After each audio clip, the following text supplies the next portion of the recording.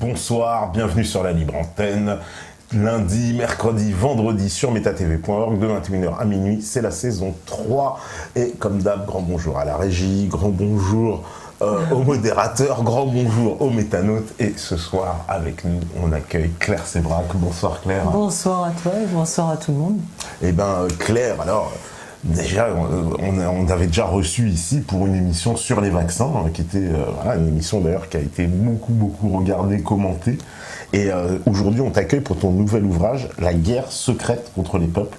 Alors, j'ai envie de dire, on est mais on a l'habitude dans l'émission ici d'aller, on va dire, en roue libre sur des pentes très glissantes et là on s'engage, j'ai envie de dire, sur effectivement, tu as traité un sujet qui est très important, en plus de façon globale, j'ai envie de dire, un peu, mais avec évidemment, on verra, mais une partie qui est beaucoup consacrée aux épandages aériens. Donc, je reprends l'expression de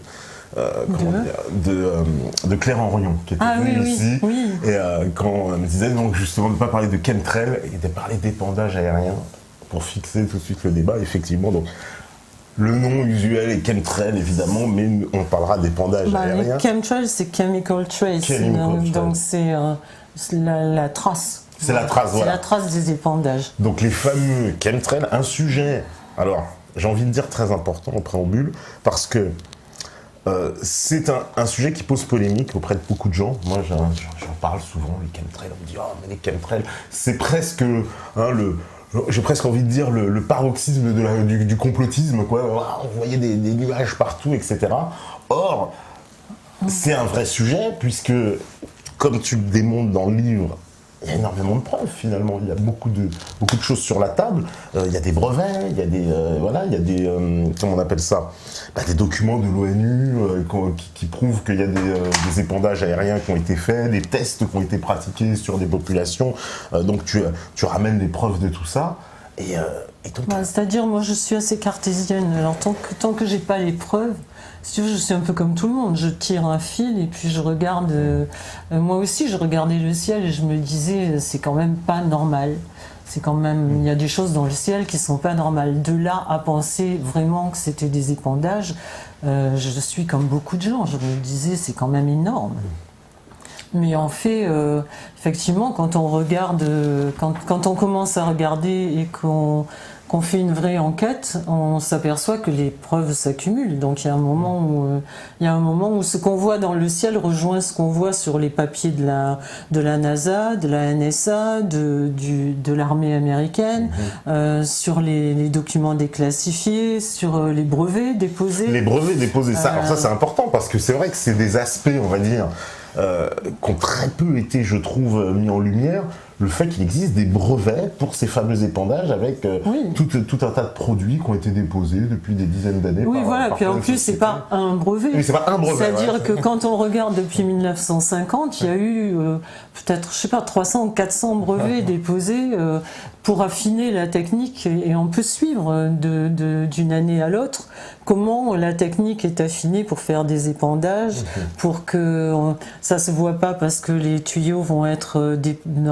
comment, alors c'est pas dit comme ça, c'est-à-dire il y a un brevet qui est déposé pour savoir comment on épand, après il y a des brevets qui sont déposés pour que les épandages, le tuyau qui sert pour les épandages soit dans la direction, enfin dans le prolongement de l'angle des ailes, ils disent pour que l'épandage ne se voit pas, après ils disent pas qu'ils épandent, mais enfin... Moi, j'ai vécu 15 ans aux États-Unis. Je sais que autant les Français, on est connus pour faire des inventions extraordinaires qui ne servent jamais à rien, ou dans 50 ans, les Américains, quand ils cherchent toujours, par exemple, le petit joint qui te manque pour que ton ordinateur soit compatible à autre chose. Enfin, ils cherchent toujours le truc dont ils ont besoin. Donc, si autant de gens ont déposé autant de brevets avec des petits mieux, des petites choses en plus sur les épandages, je vois pas comment ils se seraient, je veux dire, tellement énervés et tellement acharnés à chercher des trucs pour que la technique soit performante, pour un truc qui n'existe pas, quoi. Oui, voilà, c'est la chose sur laquelle je trouve que dans ton livre qui est extrêmement bien documenté, c'est que tu es parti chercher plein de sources, parce que évidemment, sur un sujet comme ça, j'imagine, tu te dis on va m'attendre au tournant. Non, mais c'était pour me convaincre. Pour te convaincre, toi. Ouais. Comme d'habitude, moi, quand j'écris un truc, c'est que c'est un sujet qui me passionne et pour lequel j'ai pas la réponse. Donc, il fallait voir ma tête aussi de temps en temps devant mon ordi. Quand je trouvais des trucs comme ça et que je me disais, mais donc c'est vrai, quoi. Parce qu'en plus, toi, effectivement, comme tu l'as précisé, tu as vécu aux États-Unis, donc tu es parfaitement bilingue, tu as une espèce de connaissance, voilà, tu vas t'intéresser aux documents du monde anglo-saxon, parce qu'il y a beaucoup d'informations qui viennent des États-Unis d'ailleurs, des rapports qui ne sont pas traduits souvent, etc. Oui, ouais. Et puis il y a surtout beaucoup, sur le net, il y a beaucoup de photos, il y a beaucoup de témoignages, mais ça justement, on peut toujours te répondre, oui, mais bon, c'est ton interprétation et c'est faux. Je veux dire, c'est subjectif. À part que quand on regarde le ciel, à mon avis, il n'y a aucun doute. Mais c'est pas une preuve, le fait de voir qu'il y a quelque chose d'anormal dans le ciel. Après, il faut effectivement chercher les preuves. Mais il y a donc tous les brevets, il y a des documents déclassifiés de l'armée américaine. Voilà, alors il y a beaucoup de documents qui sont énormes, qui sont énormes. Ouais. Je veux dire, parce que moi, quand je vivais là-bas et que j'allais à Monument Valley ou tout ça chez les Indiens Navajo, les Indiens me disaient they spray us like cockroaches. Ils nous pulvérisent comme des cafards. Et je me disais, ouais, bon, ok, j'étais comme tout le monde, hein, je me disais, oui. Mais ça, c'était dans les années 80, quoi. Dans les années 80. Fin 80. De 85 à 90 ou 12, quoi. Et après, là où je suis vraiment tombée raide, c'est quand j'ai trouvé les documents déclassifiés de l'armée américaine sur cette période, qui ont été déclassifiés en 2002, et qui montraient que les gens, parce que Monument Valley, c'est derrière Las Vegas, c'est derrière Grand Canyon, et donc les documents de l'armée américaine prouvent bien qu'à telle date, ils ont répandu sur Vegas, à telle date, ils ont répandu sur Minneapolis, à telle date, ils ont répandu sur Corpus Christi. Quel était le programme, ce qu'ils ont répandu, pourquoi, qu'est-ce qu'ils ont dit à la population. Enfin, je veux dire, tout y est dans les documents. Donc c'est quand même bizarre que ce qu'on voyait à l'époque corresponde aux documents déclassifiés et que maintenant, ce qu'on voit dans le ciel corresponde à ce qu'il y a dans les brevets et à ce qui s'est déjà fait. Et s'ils nous ont dit à l'époque que ça n'existait pas, je vois pas pourquoi ils nous mentiraient pas maintenant, quoi. Oui, parce que là, c'est un peu, j'ai envie de dire, presque sous nos yeux, il y a ces épandages constants, c'est partout. Toi, tu expliques que ça, il y a une dimension complètement internationale. Ce n'est pas un problème américain, entre guillemets. Non. Oui, parce que justement, quand j'ai commencé à chercher, en fait, c'est un peu mon habitude, comme pour les vaccins. Je regarde sur un truc, après je regarde si ça s'est fait avant, s'il y a d'autres trucs. Bon. Et là, on se rend compte qu'à la même époque, moi, j'étais pas au courant, mais là, je les ai retrouvés. Il y a des gens qui, en Suisse, il y a eu le rapport Sutter, White Skies, en Grèce, en Allemagne, dans plein de pays, il y avait des gens qui disaient, mais c'est quoi ces trucs au-dessus de nos têtes? Et donc voilà, au bout d'un moment, il y a trop de trucs qui s'ajoutent. Ouais. Qui font que pour moi, ça crédibilise totalement les choses, comme le fait que Monsanto ait breveté des plantes qui résistent à l'aluminium. Qui résistent à l'aluminium, parce qu'il faut bien le préciser, donc dans ces épandages, parce qu'on nous demande aussi, mais il y a quoi dedans, c'est quoi, etc. Alors, il y a tout un tas de substances chimiques, du barium, de l'aluminium. Il y a du barium, du strontium, du dioxyde d'aluminium. Il y a par exemple, il y a des trucs sur je crois que c'est sur Corpus Christi où ils ont épandu de l'oxyde. C'est très détaillé, hein, les documents déclassifiés. Ils ont épandu du cadmium et du zinc. Et aussi ce qu'ils ont dit aux populations, c'est-à-dire qu'à l'époque ils disaient, quand les gens gueulaient, ils disaient oui mais c'est juste, c'est pour faire un brouillard, pour faire des essais, pour savoir comment on peut effacer une ville par exemple, que les radars ne puissent pas le voir. Donc ils disaient aux gens que c'était juste un brouillard, pas du tout toxique. Et puis après quand on regarde les documents, c'est du sulfure de cadmium, du sulfure de zinc. Alors là aussi, il y a un chimiste qui s'appelle André Picot qui m'a expliqué, c'est que en fait le cadmium, Il y en a un qui est toxique et l'autre qui n'est pas toxique, mais il y en a un qui sert de traceur. C'est-à-dire qu'il y a aussi eu des épandages où il y avait des substances fluorescentes pour voir quand ils épandaient par exemple sur une ville, quelle est la distance sur laquelle le vent allait emporter les trucs. C'est pour ça qu'ils mettaient des traceurs à l'intérieur qui étaient fluo. Oui, parce qu'ils utilisent aussi, il faut le préciser, de la nanotechnologie.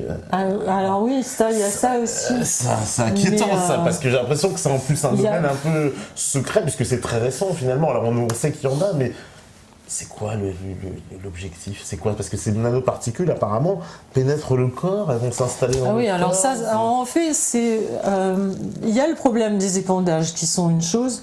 Alors les épandages, ils peuvent mettre ce qu'ils veulent, on n'en sait rien. On sait ce qu'ils ont mis, on ne sait pas ce qu'ils mettent chaque jour. Oui. Mais par exemple, en Australie, il y a eu une pulvérisation d'un vaccin. D'un vaccin, voilà. Au Brésil aussi, je crois, tu donnes un exemple, je ne sais plus dans quel pays, tu donnes beaucoup d'exemples et tu dis on a pulvérisé, oui, voilà, pour un vaccin, pour une décontamination, apparemment ça se fait. Oui, et il y a aussi un truc qui est très bizarre. J'ai retrouvé un traité de l'armée américaine, un traité du gouvernement américain et du gouvernement canadien, qui date de 1975, où ils disent, conscient que l'article 1, c'est conscient que nous épandons des deux côtés, enfin, que nous épandons, mais que la frontière n'est pas dans le ciel et pas là où les humains l'ont mis en bas. En fait, c'est un traité pour dire il ne faudrait pas que ça fasse double emploi, parce que, voilà, c'est... Donc, là aussi, je vois mal comment deux gouvernements aussi puissants que les États-Unis et le Canada feraient un traité sur un truc qui n'existe pas. C'est bien marqué, je veux dire, il y a des traités sur lesquels c'est marqué. Ce traité-là entre deux États, il y a un traité qui s'appelle ENMOD, E-N-M-O-D, pour les gens qui veulent aller voir. C'est un traité pour ne pas se servir des armes, des épandages et des armes chimiques sur les populations, sur les ennemis. Et en fait, quand on lit tout le traité, et c'est vrai que moi j'ai la chance de parler anglais comme le français, quand on lit le traité en entier, il y a marqué à un endroit que, par contre, il est interdit formellement d'épandre sur ses ennemis. Mais on peut épandre sur les populations, sur ces populations, quand il s'agit de choses pacifiques. Et aussi de faire des tests pour pouvoir savoir, des tests pour soi-disant pouvoir protéger la population après. C'est-à-dire qu'en clair, on prend une population lambda et on peut épandre un truc sur elle pour faire un test pour savoir quel est le pourcentage qui va être malade, etc. Et ça, ils disent que ce sont des essais pour protéger la population au cas où il y aurait un terroriste qui épandrait des trucs. C'était aussi au moment de la guerre froide, donc au cas où les Russes auraient attaqué, etc. Mais en fait, au cas où ils attaqueraient, dans 10 ans, 20 ans ou peut-être jamais, ils balancent sur les populations, mais ce sont des tests soi-disant à but pacifique. Ouais. Ça, c'est autorisé. Donc ils sont autorisés à faire les tests sur les populations, mais pas à se servir en Et donc on le fait sur sa propre population, mais on le fait pas sur les ennemis. Et quand on regarde effectivement, qu'on trouve ça dans le traité ENMOD, et qu'on regarde les documents déclassifiés de l'armée américaine, il y a effectivement un endroit où ils ont épandu des bactéries pour faire des essais pour la guerre du Golfe, et pour savoir quel était le pourcentage de la population en dessous qui allait développer un cancer. C'est marqué dans les documents. Mais c'est ça qui c'est assez hallucinant. Moi, je dois dire que j'ai passé des nuits à halluciner total. Oui, parce que voilà, tu mets des notes de la CIA, donc tout ça, en fait, est sous nos yeux, en fait, pour qui cherche, qui veut démontrer, toutes les preuves sont là, quelque part, qu'il se passe bien quelque chose. C'est pour ça que quand les gens me disent oui, mais c'est du complotisme, machin. Oui. C'est sûr que. D'ailleurs, je pense que t'as trouvé la parade en appelant ça la guerre secrète contre les peuples. C'est-à-dire que, voilà, quelque part, dans le traité de complot, tu dis, bon, bah oui, mais les gens ils disent c'est un complot, et puis, si c'était vrai, on le saurait, et puis ils considèrent que. Souvent, ils disent, moi j'y crois ou moi j'y crois pas. C'est pas une question de croyance. Moi, je crois pas ou je ne crois pas. Quand j'ai enquêté sur les vaccins, j'ai pas dit j'y crois ou j'y crois pas. Je veux dire, il y a des faits qui sont là, et après, une fois qu'on a vu les faits, là, on peut dire. À mon avis, quand on a vu les faits, c'est difficile de dire que ça n'existe pas. Mais c'est pas une question de croyance, c'est une question mathématique, c'est une question de logique. Ouais, d'accord. Parce que c'est comme les gens qui regardent le ciel quand il y a des épandages et qui voient des avions zébrer le ciel dans tous les sens et qui disent bah moi j'y crois pas, c'est normal, c'est de la vapeur d'eau. Non.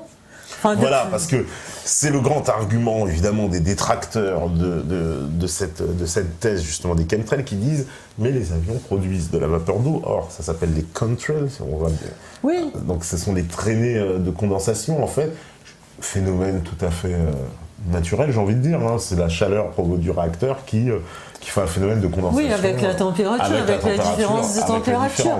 Mais c'est très précis, c'est-à-dire que les contrails, c'est-à-dire les traînées de condensation, ne se forment que à moins 40 degrés, que par 70% d'humidité, et les avions de ligne, depuis 2000, ne volent obligatoirement au-dessus, enfin à 8000 mètres d'altitude. Donc qu'est-ce que c'est? Qu'est-ce qu'on voit dans le ciel? Parce qu'à 8000 mètres, on les entend pas et on les voit pas, c'est pas possible. Non. Donc qu'est-ce que c'est que ces traînées qu'on voit de temps en temps? C'est même pas des traînées, je veux dire, on voit les avions, quand le ciel est bleu, souvent, on voit les avions arriver à un bout de l'horizon et commencer à quadriller comme ça. Et d'ailleurs, tu fais bien de préciser l'altitude parce que ces avions qui font des traînées souvent, on les voit physiquement, absolument. Ce qui signifie bien qu'ils ne sont pas justement à la hauteur ils sont pas à 8 on les mètres voit arriver, on les voit, et puis on les voit même, il y en a qu'on voit aller au bout de l'horizon et revenir. Ouais. On n'a jamais vu d'avion de ligne faire ça. C'est ce que je dis, moi j'ai pris l'avion pendant des années de ma vie, je n'ai jamais vu un revenir à l'aéroport quand on avait oublié quelque chose, je veux dire, c'est pas... Et puis en plus, moi, je suis d'une génération où à l'époque, il n'y avait que des contrails, il n'y avait que des avions qui laissaient des traces. Mais la trace, au fur et à mesure que le nez de l'avion avance, la trace à la queue disparaît. Des fois, ça laissait une petite trace, et puis au bout d'un moment, la trace disparaît, mais ça ne restait pas pendant tandis que là, des heures et des heures, et ensuite ça s'étend sur le ciel comme ça. Et en plus, on voit bien les avions, ils arrivent comme ça, ils font des lignes parallèles dans les deux sens. Oui. Donc, je sais pas où. Donc, c'est pas possible que ce soit des routes aériennes, effectivement, parce que au niveau des avions, puisqu'il y a une distance à respecter, on sait très bien, les avions seraient beaucoup trop près. Il y a un quadrillage qui fait que ça ne peut pas être des routes aériennes. Et puis il y a ça, et puis il y a aussi le fait que les avions décollent pour les mêmes destinations, décollent toujours aux mêmes heures. C'est-à-dire, par exemple, quand on va à Los Angeles ou quand on va à Rome, on sait que l'avion, par exemple, telle compagnie va décoller à 8h, l'autre à 8h10, etc. Mais sur les mêmes destinations, ils décollent au même moment. Au même moment, ouais. Or là, il y a des jours avec des avions dans tous les sens dans le ciel et des jours où il n'y en a pas. Donc ça veut dire qu'il y a des jours où il n'y a pas de trafic aérien. Oui, ça c'est... Alors en plus, c'est quelque chose qu'on observe. Souvent, il y a un ciel clair, on va dire, et c'est par temps clair que on pulvérise le plus, quoi. Que là, tout d'un coup, on se retrouve en fin de journée. Il y a les témoignages, d'ailleurs, sur toute la planète, parce que c'est ça qui est encore quand même assez saisissant, c'est de voir que c'est aux États-Unis, en Europe, mais aussi en Russie, parce que c'est pas que les pays de l'OTAN, parce que souvent il y avait cette croyance. Il y a beaucoup de pays qui ont commencé à voir qu'ils étaient complètement pulvérisés au moment où ils sont rentrés dans l'OTAN. Par exemple, la Croatie, le Premier ministre croate le dit clairement. Il dit que c'est à part. D'ailleurs, il a fait un communiqué qui est vraiment saignant, quoi, où il demande à l'armée d'arrêter ces gens qui font des pulvérisations au-dessus de la tête des Croates et des Serbes, et il dit bien que c'est à partir du moment où ils sont rentrés dans l'OTAN. Oui, parce qu'il y a le chef des Verts aussi serbe, qui se rebelle contre les chemtrails, lui aussi, quelqu'un. Alors, il faut le préciser, ils ont essayé de l'assassiner. Il a eu des problèmes, ce monsieur. Il a été poussé dans le ravin. Par un camion, par une fourgonnette qui avait une plaque de police dessus. Ouais. Et il a été, on a tenté de l'éliminer, on va dire. Alors c'est quelqu'un qui se lève contre les chemtrails en Serbie, quoi, qui explique ce problème-là. Donc maintenant, ce problème, il est vraiment général. Comment aussi on peut expliquer comment tous ces gens-là s'organisent? Parce que toi, tu nous expliques qu'évidemment, forcément, les militaires sont dans le coup. C'est pas possible autrement. Parce que ce sont des avions de l'OTAN les 3/4 du temps. Après, il y a des témoignages qui disent qu'effectivement, il y a des avions de ligne low cost, souvent, parce qu'il n'y a pas suffisamment d'avions de l'OTAN. Mais en plus, évidemment que tout le monde est au courant dans les élites, parce que, Qui pourrait autrement violer notre espace aérien comme ça, s'amuser au-dessus du ciel de Paris à faire des dessins si nos gouvernants n'étaient pas au courant? Parce que en Europe, enfin je prends le cas de la France, il y a eu tentative timide, on va dire, c'était quoi, il y a 2 ans, même pas, il y a 1 an à peu près de ça, il y a France 2, je crois, qui a organisé une espèce de grand reportage sur ce qu'ils appelaient la géo-ingénierie, et le terme a été évoqué, en tout cas pour la première fois, d'une reconnaissance qu'il se passait bien quelque chose, quoi. Justement, c'est pour ça que maintenant ils commencent à nous dire, mais c'est sournois, hein, parce que d'une part ils nous disent, dès qu'il y a une catastrophe climatique ou tout ça, ils nous disent voilà, c'est un avant-goût de ce qui va se passer si on ne lutte pas contre le réchauffement climatique. Et ils sont en train maintenant de nous dire, du moins aux États-Unis ils commencent, enfin dans les instances, à dire que la géo-ingénierie c'est un plan B qui est dans les cartons, dont ils se serviront le jour où la situation va être vraiment désespérée. Ce qui est bizarre, c'est que là aussi, la géo-ingénierie, qui est soi-disant un plan B, qui n'est pas en action, c'est quand on lit, je veux dire, les thèses sur la géo-ingénierie de l'armée et des savants, comme David Kieft, Caldera, etc., qui sont les pontes de la géo-ingénierie, ce qu'ils décrivent dans leur thèse, c'est exactement ce qu'on voit. Donc, je ne crois pas trop que ce ne soit pas commencé. Et est-ce que, justement, alors comment on peut faire le lien? Parce qu'on voit bien que le climat est devenu un enjeu planétaire, entre guillemets, la COP21 récemment encore. Alors ça te fait rigoler, alors j'explique. Alors, parce que moi, ce que j'ai vu de cette COP21, alors tu vas me dire ce que tu en penses, parce que c'est quand même à mettre en rapport avec toutes ces affaires de climat, j'ai vu que les pays, en fait, de la planète, on va dire dans l'ensemble, essaient de s'emparer de ce sujet, on s'empare de ce débat, en tout cas du climat, qu'on essaye d'ailleurs depuis un longtemps de s'en emparer, j'ai envie de dire. Mais ce qui m'a un peu choqué, c'est de voir Bill Gates, de voir Xavier Niel, je ne sais plus quel autre milliardaire encore, venir nous expliquer que c'était eux qui allaient régler le problème, quoi, en gros. Alors toi, tu parles beaucoup de Bill Gates, bon, plus pour les baratiner. Il est en train de régler le problème. Il balance ils sont en train de mettre des ballons dans l'atmosphère à 25 000 pieds avec David Kieft, justement, le savant fou, là, et qui lui pense que si on mettait 20 000 tonnes de sulfure de soufre, je veux dire, dans l'atmosphère tous les ans, on n'aurait plus de problème de réchauffement. Mais on en aurait d'autres. Non. Mais en fait, c'est un faux problème, le réchauffement climatique. D'abord, il y a plein de savants il y a 32 000 savants, exactement, prestigieux, qui ont fait un manifeste pour dire que c'était du pipeau. C'était faux. Évidemment, ça, on l'entend jamais aux infos. Hein.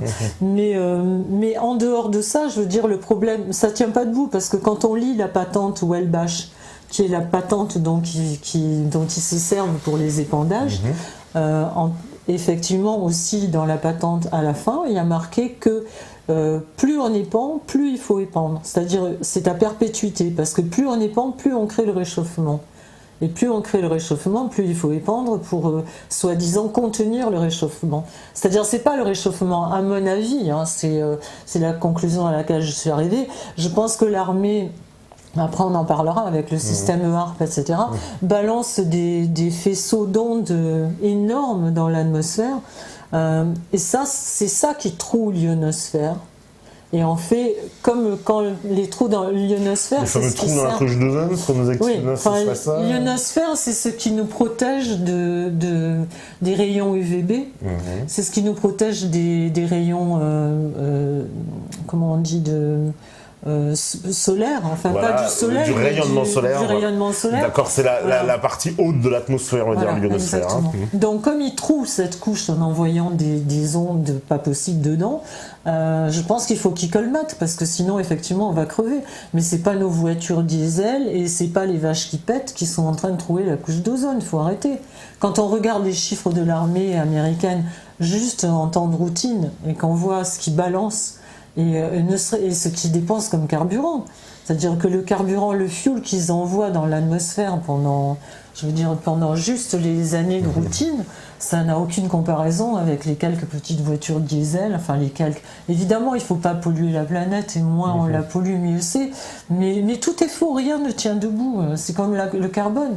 Le carbone, ils n'arrêtent pas de nous bassiner avec le carbone. Oui, alors la taxe carbone. Carbone, c'est 0,05% de l'atmosphère. Donc, et en plus de ça, pourquoi ils vont couper les arbres en Amazonie ? Puisque les arbres adorent le carbone. Si vraiment on est dans une situation désespérée à cause du carbone, ce qui est entièrement faux, pourquoi ils coupent les arbres ? Il faudra replanter la planète. Voilà. Pourquoi maintenant ils essayent de nous servir la géo-ingénierie justement en nous disant que c'est pour lutter contre le réchauffement climatique? Parce que comme ça, indépendant des particules d'aluminium, les rayons du soleil vont se réfracter sur l'aluminium et repartir vers l'atmosphère. Et comme ça, on sera protégé. Mais dans ce cas-là, il n'y a pas de photosynthèse. S'il n'y a pas de soleil, et s'il n'y a pas de photosynthèse, le carbone prolifère. Donc je veux dire, rien, ça ne tient pas debout pour des gens qui... Et en plus, j'ai fait lire mon livre à un ami donc, qui est chimiste, qui est un des plus grands chimistes mondiaux, et qui m'a dit ce que disent tes experts chimistes, ce que disent tes experts n'est pas du tout compréhensible pour un chimiste. Et je veux bien le croire, je veux dire que les gens comme David Keith, Caldera, etc., qui sont en train de travailler là-dessus, on voit bien que c'est pas des chimistes on voit bien que ce sont pas des cadors en tant que chimistes. C'est probablement des gens qui sont facilement corruptibles et qui veulent bien entrer dans toutes les folies parce qu'il y a beaucoup d'argent à la clé, parce qu'ils sont tous plus ou moins financés justement par Bill Gates et par des gens comme ça. Qui, entre parenthèses, quand on regarde, n'ont pas peur, eux, d'avoir des actions dans les mines de charbon. Oui, voilà. Alors, d'ailleurs, tu démontes le business du greenwashing, où tu dis, mais arrêtez Al Gore. Al Gore, c'est pareil. Moi, je pars avec aucune mauvaise intention, je te jure. J'ai dit, je vais quand même, Al Gore, depuis le temps qu'il me bassine, je vais aller voir. Et je croyais vraiment trouver un ou deux petits trucs. C'est hallucinant. C'est-à-dire que ce mec qui n'arrête pas de faire son beurre depuis qu'il est plus vice-président et qui fait des conférences à 175 000 € la journée, enfin la conférence pour détruire, pour dire que le réchauffement est abominable et que le carbone c'est vraiment l'horreur du siècle, etc. Et quand on regarde ce qu'il fait, ce mec, c'est D'abord, il a des actions partout, dans des mines de charbon, dans des compagnies de pétrole, il n'hésite pas à déloger les gens. Enfin, c'est vraiment humainement, ça n'a pas l'air d'être un mec super, quoi.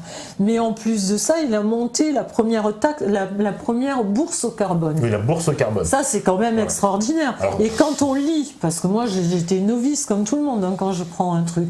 Quand on lit, donc j'apprends, avant de le mettre dans un bouquin, il faut que j'apprenne. Et quand on lit le truc qu'il a monté, qui a des ramifications en France, dans le monde entier, c'est-à-dire ça s'appelle à une lettre près, c'est la même société. Et en fait, ils expliquent bien que, par exemple, chaque société aura un quota, pourra par exemple polluer pour 2000 tonnes ou 5000 tonnes, etc. Si la société pollue moins, elle peut revendre ses bons carbone à quelqu'un d'autre. Si elle pollue plus, elle peut racheter des bons carbone à un autre qui a des autorisations. Voilà. Mais eux, ils n'ont aucune interdiction de polluer. C'est juste nous, les vaches, qu'il faut mettre un bouchon aux fesses pour pas qu'elles continuent de péter. Et nous, il faudra pas entrer dans Paris avec nos petites voitures. Mais eux, par contre, ils continuent à polluer de plus belle parce qu'ils s'échangent les bons. Mais les seuls qui peuvent acheter les bons, c'est ceux qui ont suffisamment de pognon pour acheter les bons. Et quand ils nous disent qu'avec ça, ils vont aller planter des arbres en Afrique, c'est faux. Parce qu'ils vont peut-être aller porter les OGM aux Africains, je veux dire, voilà. Et en plus, je suis tombée sur des documents qui ont été filmés en loose day parce que Bill Gates, Al Gore, il finance aussi beaucoup de start-up, de jeunes qui démarrent des sociétés, etc. Ouais. Et il leur explique bien, donc il y avait une réunion comme ça où il y avait tous ces gens-là, donc c'était une réunion interne où il n'y avait pas normalement de télévision. Maintenant, avec les portables, tout le monde filme. Et donc, il expliquait aux gens qu'en fait, c'était le prochain jackpot, le carbone. Parce que plus les gouvernements vont dire que le carbone c'est pas bien et qu'il n'en faut pas, plus quelque chose devient rare, plus son prix monte. Donc il disait aux gens, investissez maintenant. Parce que dans quelques temps, quand il va y avoir vraiment les accords de tous les gouvernements pour essayer d'arrêter la production de carbone, ceux qui auront des actions vont se faire des rodoudous nanas. Il le dit clairement, quoi. Il le dit, n'ayez pas peur, c'est l'avenir, investissez là-dedans. Et quand on voit avec qui il a fait son business, c'est avec les mêmes. C'est-à-dire il a monté son truc avec JP Morgan, etc. C'est les mêmes qu'on retrouve partout. Et son associé qui s'appelle Maurice Strong. Ouais. C'est aussi le mec qui a fondé le protocole, qui était un des fondateurs du protocole de Kyoto, et quand on les regarde, je veux dire, c'est des gens qui ils disent tiens, qu'est-ce que je pourrais faire pour me faire des sous avec tel truc. Je ne sais pas si je suis très claire, mais c'est la même chose, je veux dire, que Donald Rumsfeld avec le Tamiflu ou l'aspartame. C'est-à-dire qu'ils mettent la main sur une substance et après ils cherchent comment la vendre au monde entier pour que leur brevet soit vraiment lucratif. Voilà, parce que lui en plus, apparemment, il est très sponsorisé, ce monsieur Al Gore. Il a beaucoup d'argent, il travaille avec des grosses sociétés. Mais il est parti avec 2 millions d'actifs, parce qu'aux États-Unis, contrairement à ici, on sait tout. Hein. Il est parti avec 2 millions d'actifs de la vice-présidence. Il a, quelques années après, il a investi 35 millions avec l'ex-patron de Skype sur justement la bourse au carbone et tous les trucs qui vont avec, quoi. Donc c'est quand même pas, voilà quoi. Et ce fameux Maurice Strong, qui est son ami intime et qui a créé Kyoto, etc. Qui était aussi dans WWF, et lui maintenant il s'est fait gauler parce que quand il y a eu le programme pétrole contre nourriture en Irak, il a pris un chèque qu'il n'aurait pas dû prendre. Donc maintenant il s'est expatrié, il est en Chine où il exploite des mines de charbon, des centrales au charbon. Donc tu vois comme la pollution l'ennuie. L'ennui, mais alors protocole de Kyoto, parce que pour rappeler aux gens, c'est pareil, c'est un accord sur le climat qui n'a jamais abouti. Alors voilà, c'est pour ça que je rigolais pour la COP21, parce que en fait, depuis le protocole de Kyoto, c'est-à-dire ça doit faire 25 ans ou un truc comme ça, tous les ans, on nous dit qu'on espère arriver à un accord. Exactement, c'est exactement ça. C'est pour ça que ça m'a fait beaucoup rire, la COP21, parce que c'était évident qu'ils n'allaient pas arriver à un accord. Les États-Unis ont un peu, j'ai envie de dire, comme d'habitude, un peu savonné la planche de la conférence, puisque John Kerry, il arrive la veille en disant de toute façon il n'y aura pas d'accord. Oui, mais alors c'est pour ça que c'est extraordinaire, parce que là il n'arrête pas, d'ailleurs là quand Fabius est parti, on nous a dit il part auréolé de l'accord qu'il a eu à la COP21. L'accord c'est le même qu'ils ont eu depuis 25 ans tous les ans, sauf qu'il y a juste un petit truc qui est rajouté en bas, accord non contraignant. C'est-à-dire qu'il faudrait ne pas polluer, il faudrait que le réchauffement n'excède pas 2 degrés, etc. Mais accord non contraignant, ça veut dire que si les États ne font rien, ils ne sont pas punis, ils ne sont pas obligés, donc ça ne sert à rien. Mais est-ce qu'il n'y a pas aussi derrière, on va dire, cette affaire du climat, une instrumentalisation des grandes puissances qui, quelque part, se servent de ce prétexte climatique pour empêcher le développement des autres puissances, des concurrents. On va dire les petits copains, la Chine, l'Inde, qui ont besoin de pétrole et eux aussi. D'ailleurs, ils avaient fait un truc extraordinaire, je ne sais plus à quelle conférence c'était pas l'année dernière, mais peut-être il y a 2 ans ou 3 ans, je ne sais pas. Ils avaient demandé que les États comme l'Afrique, etc., que les pays comme ça, qui eux auraient besoin de ça pour se développer, participent au paiement de la remise en état de la planète. C'est-à-dire qu'ils n'auraient pas le droit d'exploiter parce qu'il ne faut plus polluer. Si on leur a gaulé toutes les ressources, mais plus maintenant il faudrait qu'ils payent pour la pollution qu'on a faite et ils n'auraient en plus plus le droit de polluer puisque ce sera interdit. Donc c'est, je veux dire, c'est comme d'habitude. Hein. Oui, parce que là, on voit bien que les Chinois sont un peu vent debout en disant bah non, mais nous. Parce qu'on a l'impression que c'est vraiment ça, de contraindre les autres à freiner le développement, en disant bon bah nous on est développés, on a pollué, bon bah maintenant plus personne ne pollue. Quoi. Oui, mais c'est juste une histoire de gros sous, c'est-à-dire qu'ils ont pillé les ressources de ces pays-là, même enfin je parle du moins de l'Afrique, etc. Mais ils veulent pas en plus que maintenant ils leur fassent concurrence. Oui. C'est-à-dire ne vous développez pas, parce que si maintenant vous le faisiez pour votre compte, ça ferait concurrence à ce qu'ils ont, eux, comme matière première à écouler. Donc c'est juste une histoire de pognon. Voilà. Il y a des écrits superbes de Dominique Guillet, qui est le patron de Cocopelli, qui lui connaît bien la nature, la terre, etc. et qui s'appelle d'ailleurs Carbone mon amour, pour expliquer que... Il est classé dans les sites conspirés, Cocopelli, je sais pas.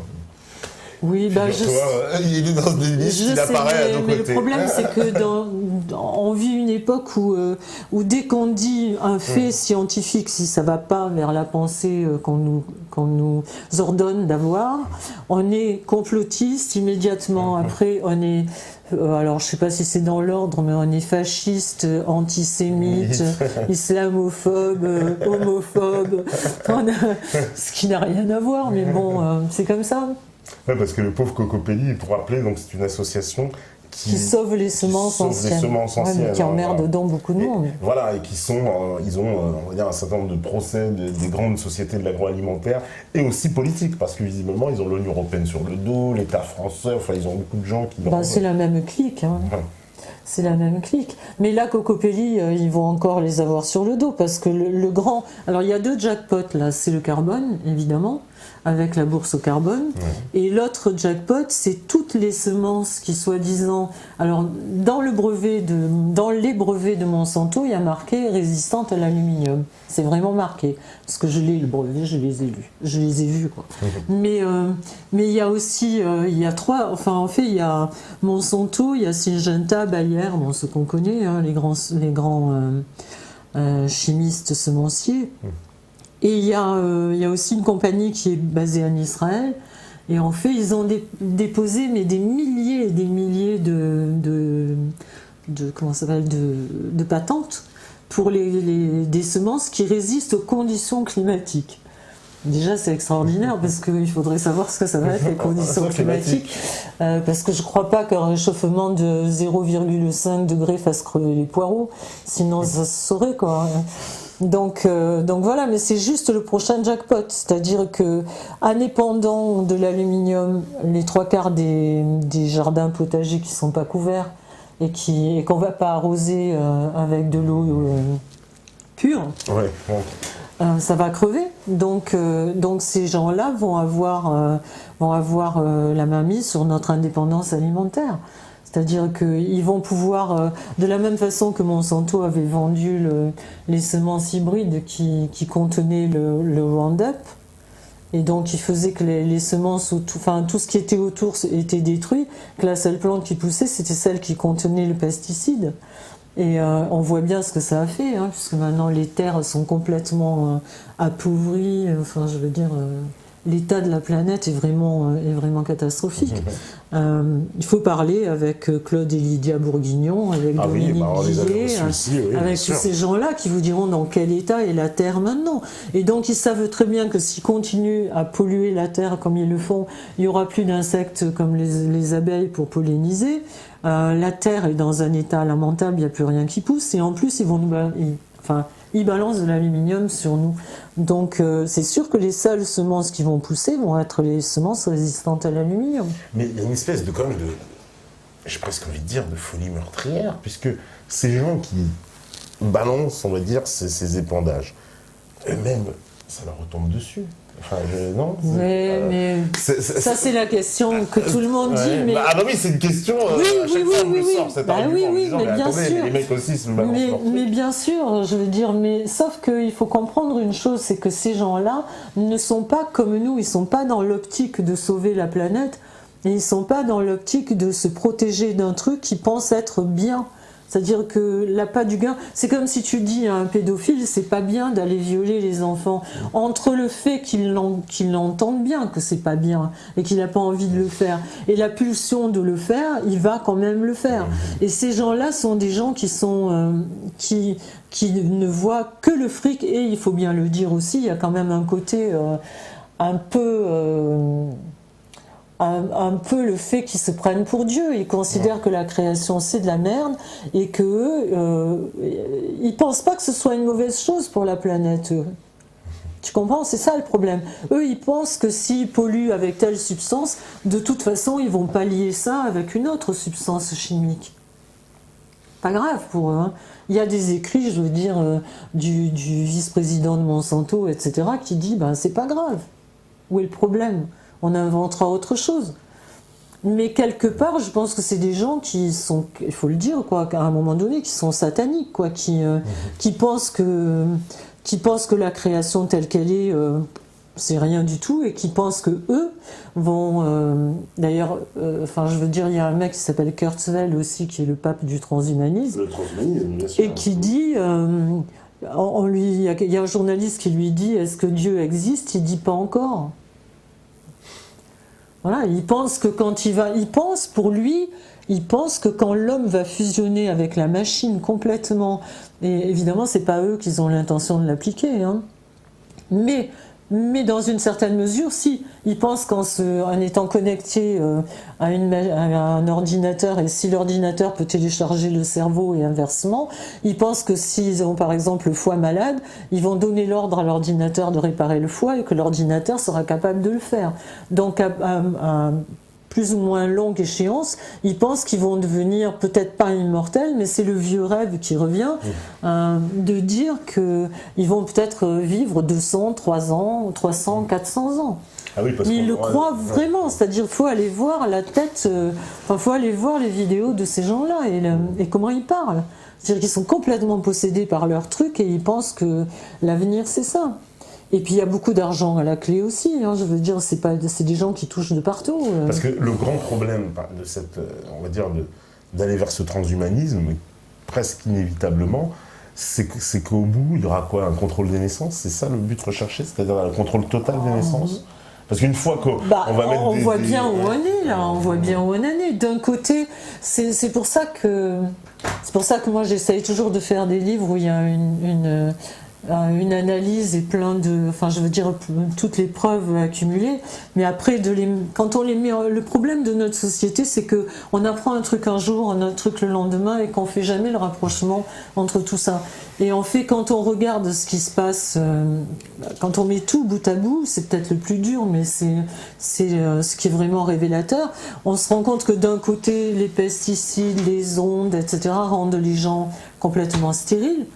C'est-à-dire maintenant les chiffres de la stérilité sont le nombre de gens autour de vous qui disent mes enfants voudraient bien avoir un enfant, mais ça fait 3 ans qu'ils essayent, ils n'y arrivent pas. Alors, on n'entendait pas ça avant. Je veux dire, donc d'un côté les gens deviennent stériles, de l'autre on leur balance des trucs sur la tronche, nous balance des trucs sur la tronche qui sont pas plus les ondes, plus toute la pollution qu'on subit, alimentaire santé, etc. Et donc, ça va éradiquer beaucoup de monde, on le voit bien. Tout le monde a des gens autour de soi qui ont des maladies chroniques. Là aussi, c'est une hypocrisie sans nom quand on nous dit mais le problème de la sécurité sociale et tout, qu'ils arrêtent de nous rendre malades avec des maladies qui durent 10 ans, 20 ans, 5 ans, et peut-être que le trou de la sécu sera moins grand. Hein. Mais voilà, on ne prend jamais le problème au départ, quoi. Et donc, d'un côté, ils rendent les gens stériles. D'un autre, ils en rendent beaucoup malades, ils en éradiquent une grande partie. Et où va l'argent de la recherche quand on regarde? Il va où? Il va au transhumanisme, il va aux nanotechnologies, il va à la microbiologie, il va à la manipulation génétique. Et c'est-à-dire que quand on voit d'un côté les gens seront stériles, et de l'autre, on fait des recherches sur l'utérus artificiel, sur la manipulation génétique, sur les nouveaux spermatozoïdes trouvés par Bill Gates. Donc il y a quand même une volonté d'éradiquer l'être humain tel qu'il est, la création telle qu'elle est, et de créer un monde où ils seront aux commandes et où ils pourront fabriquer les esclaves qui leur vont, quoi. Parce que, il faut bien le préciser, une nouvelle qui va dans ce sens-là, c'est que récemment, enfin c'est l'INSEE ou je ne sais plus quel organisme qui a indiqué que l'espérance de vie avait baissé en France. Ah oui, mais ça fait longtemps, moi, Sylvie Simon me l'avait dit. Ouais. Bah, ça vient de quand je l'ai pour connue. nous. Oui, mais moi, il y a 4 ans, un jour où je lui disais, parce que j'ai fait comme tout le monde, moi, je me suis fait l'avocat du diable aussi. Un jour, je l'ai dit à Sylvie Simon, il y a 5 ans, j'ai dit, oui, mais quand même, les gens vivent de plus en plus vieux. Elle m'a dit, mais tais-toi, tu dis une bêtise monumentale. Et elle m'a dit, tous les gens qui sont nés avant 58 vivront plus vieux. Mais tous les gens qui sont nés après, non. Et ça aussi, ça correspond à certaines substances qu'on a mis en circulation, quoi.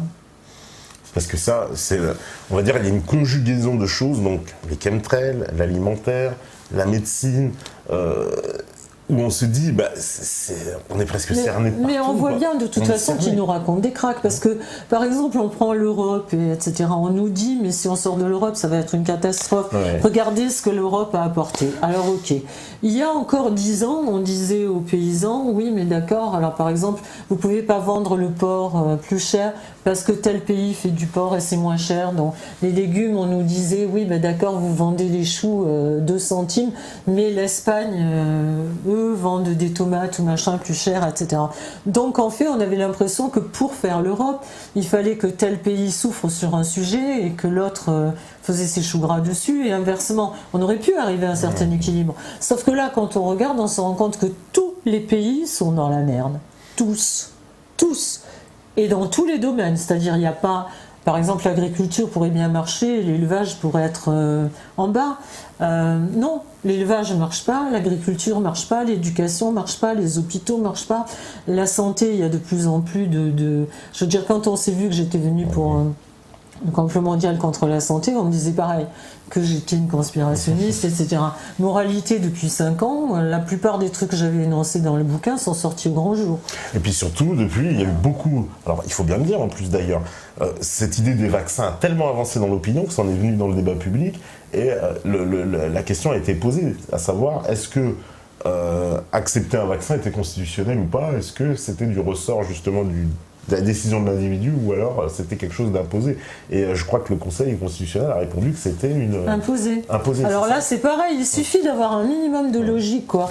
Là, ils nous disent, d'ailleurs on entend sans arrêt les experts qui viennent à la télé, qui disent, mais si vous ne vaccinez pas pour vous, vous faites du tort au reste de la population. Voilà, c'est ce que disent les médecins aussi. Mais alors, il faut être quand même un peu sensé. Si un vaccin est bon et que je suis vacciné, qu'est-ce que j'ai à craindre d'un mec qui n'est pas vacciné? C'est juste... question de bon sens. C'est juste très bête, quoi. Question de bon sens. Si le vaccin est bon, et si vraiment il faut se faire vacciner parce que le vaccin est bon, voilà. Donc ça change rien si l'autre... Le jour, pareil, où Sylvie Simon m'a dit, mais le tétanos, parce que moi, j'ai toujours été vaccinée contre le tétanos, parce que j'avais des chevaux et des animaux tout le temps. Et je lui ai dit pareil, comme les gens viennent me le dire maintenant. Oui, mais quand même, le tétanos... Le jour où Sylvie m'a dit, mais le tétanos, la maladie n'est pas immunisante. On peut avoir le tétanos plusieurs fois. Donc si la maladie n'est pas immunisante, à quoi ça sert? Ça sert à rien. Voilà, comme moi c'est juste, j'en veux à personne. Si on peut me donner... Il y a autre chose qui m'énerve énormément, c'est qu'il y a toujours des grands pontes qui viennent dire des choses extraordinaires, et d'un autre côté des gens comme nous qui dénonçons des choses parce qu'on a des preuves écrites. Voilà, ou filmées, etc. Et jamais, jamais, jamais, ils ne veulent venir en face de nous. Jamais. Je parle pas que de moi, n'importe quelle personne qui est dans la dissidence, parce qu'on nous met dans la dissidence, c'est pas parce qu'on veut y être, c'est parce que les autres veulent pas nous voir. Mais même quand il y a eu une émission sur le garde d'asile où ils ont appelé les petites victimes du garde d'asile, elles m'ont appelé affolée. 2 jours avant l'émission, on leur a dit, vous serez pas sur le plateau, vous serez dans une pièce à côté. Parce que s'ils sont dans une pièce à côté, après on peut faire le montage qu'on veut, ou si elles disent quelque chose, on peut leur dire mais non madame, vous êtes une menteuse, etc. Et après c'est monté ou c'est coupé. Donc voilà, pourquoi ces gens-là, si vraiment ils sont sûrs d'eux, Pourquoi on pourrait s'asseoir autour d'une table et échanger voilà mes preuves, donne-moi les tiennes et on va voir si vraiment tu as une preuve. Leur seule preuve, c'est la Bible, voilà. C'est écrit dans la Haute Autorité de Santé où l'OMS a dit. C'est pas une preuve, ça. Oui. D'un côté, il y a des études sur 15 000 personnes où il y a des documents déclassifiés de l'armée américaine, avec le sceau de l'armée américaine, etc. Ça, c'est une preuve pour moi. Le fait qu'on me dise bah non, ça n'existe pas, je suis pilote, si ça existait, je saurais. Bah non. Parce qu'il y a aussi des pilotes qui viennent me voir pendant les conférences et quand les gens me posent ces questions à la fin, il n'y a pas longtemps à Nancy, il y en a un qui s'est levé, qui a dit moi je suis dans l'armée de l'air, il n'a pas dit qu'il était pilote et c'est vrai. Voilà. Oui, parce qu'ils sont obligés de leur marquer les pilotes. Pas tous, parce que là je veux dire, je peux que m'appuyer sur les témoignages de mécaniciens et tout ça, de gens qui ont parlé et qui disent comment ça peut être mis à l'intérieur comment les circuits sont faits à l'intérieur de l'avion. Mais il y a aussi un brevet qui dit par exemple comment coupler les commandes de l'avion avec les commandes de la pulvérisation. C'est-à-dire que ça veut dire que quand le pilote actionne une certaine commande, ça pulvérise mais il n'en sait rien. Il y a quand même un brevet qui dit ça, quoi. Donc ça veut dire que même des fois, peut-être des pilotes sont en train de faire des épandages à leur insu, quoi. Oui, je pense qu'il y en a. Enfin, les avions de l'armée, non. Les avions de l'OTAN, non, mais les autres, bien sûr. Ça, c'est. Parce qu'il y a des témoignages, il faut bien le dire, parce qu'on croit. Souvent, on dit oui, non, il n'y a pas de témoignages. Il existe des témoignages de gens, en particulier dans les aéroports, du personnel, qui s'est manifesté. Alors, évidemment, c'est des gens qui ont très très peur, hein, évidemment, on peut comprendre pourquoi, et qui ont voulu nous informer de ce qui se passait dans les aéroports, c'est-à-dire qu'ils avaient remarqué qu'il existait en fait des espèces de vannes secrètes un peu sur les avions. Enfin, il semble qu'il y ait des gens qui ne soient pas le personnel habituel qui viennent au moment du stationnement pour effectuer certaines opérations. Alors ça il y a un mec, il y a un mécanicien qui explique ça très bien. D'ailleurs, voilà. J'ai repris son truc dans le livre où il dit qu'il y a plusieurs sortes de mécaniciens qui viennent quand un avion est sur le tarmac et qui le prépare.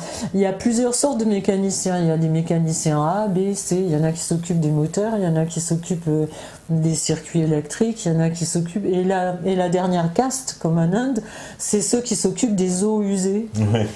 Et dans lui, il dit qu'il s'est rendu compte, justement, à un moment où il avait été appelé pour faire de la maintenance sur un avion, il a vu un truc bizarre, c'est-à-dire un des tuyaux n'arrivait pas là où il aurait dû arriver. Et du coup, il a essayé de regarder, et en fait, il a eu beaucoup d'ennuis d'ailleurs, il a été menacé et tout, mais en fait, il explique que d'après lui, ça vient du système, c'est-à-dire que, par exemple, sur 5 tuyaux qui normalement servent pour les eaux usées de l'avion, il y en a un sur 2 qui ne va pas au réservoir d'eau usée, qui va à la pulvérisation. Voilà. Ça, c'est parce que ce genre de témoignage, quand même, ça n'a jamais été... voilà, il n'y a absolument aucune trace nulle part, quoi, à part ceux qui s'y intéressent.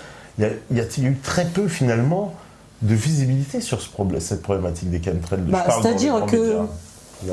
faut dire qu'il y a quand même beaucoup... Il y a un monsieur qu'ils avaient baptisé Deep Sky, parce qu'il a...